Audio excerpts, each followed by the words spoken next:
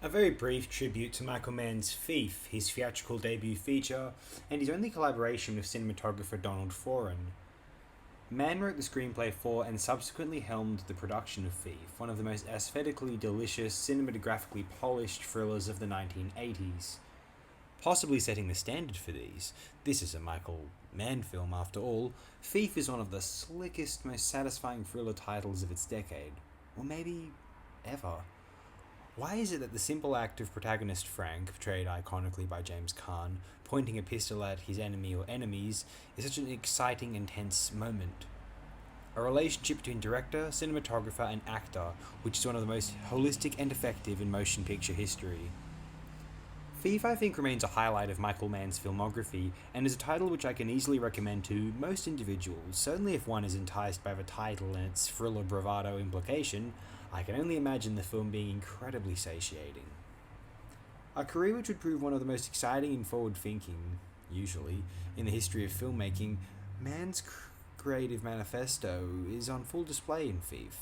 His fundamental priorities, symmetry, crispness, edits through space, and the grace of motion, can all be noted within the invigorating runtime of 1981's Thief. A brief note quickly on the tragedy that is the. Oh, quick credit to the wonderful score by Tangerine Dream. I really love Tangerine Dream. I think many of their albums throughout the 1970s are spectacular, and some of the 80s ones as well. Their downfall, they continue to put out albums, if none of the original lineup, and Tangerine Dream going from conjuring some of the most interesting spaces of all time, with albums like Phaedra, Rubicon, Zeit, Alpha Centauri, which I can only imagine how they would have felt in the 70s, listening to albums like that. And they still will have an affect now. They weren't trying to make ambient music, that wasn't a term yet. Eno coined that, I think, in 78 with his Airports album. But what Tangerine Dream were trying to do was unlock new ways of thinking and feeling. And then by 1980 something, certainly 1990 something, they were just composing a marketable brand of ambient music. I think Froese became very cynical. I know he had huge problems with a lot of the.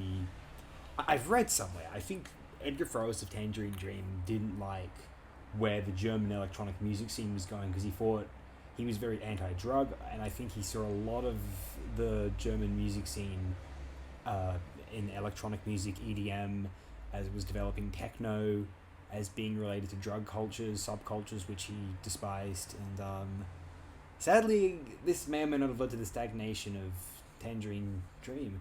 Say what you will about some of these drug subcultures music, but if you take drugs or not, I didn't even take some of the drugs that these people take. Ketamine's disgusting. Don't do that. Some of the music's pretty fucking good. Donald Foran, sorry for that tangent. Unfortunately, Donald Foran.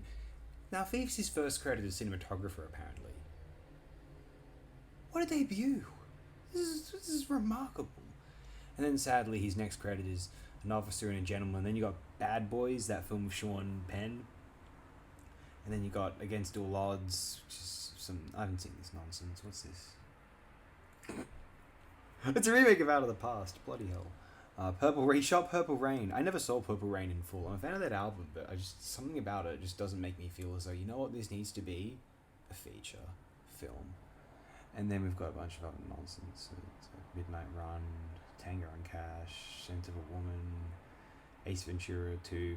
I once heard a story where a friend claims that one of his co-workers claimed that Ace Ventura 2, or rather a rented VHS of Ace Ventura 2, when his in-laws or future soon-to-be in-laws are visiting, ended a prospective marriage with this girl. They demanded they put something on that he put something on the television. All he had was a VHS, or his roommate's VHS, I believe, of Ace Ventura 2. He put it on, and yeah, apparently they ended the marriage.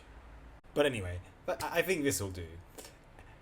If you're so inclined, do view Michael Mann's Thief if you have not yet. If you have viewed Thief, do let me know what you think in the comments below. Again, if you're so inclined.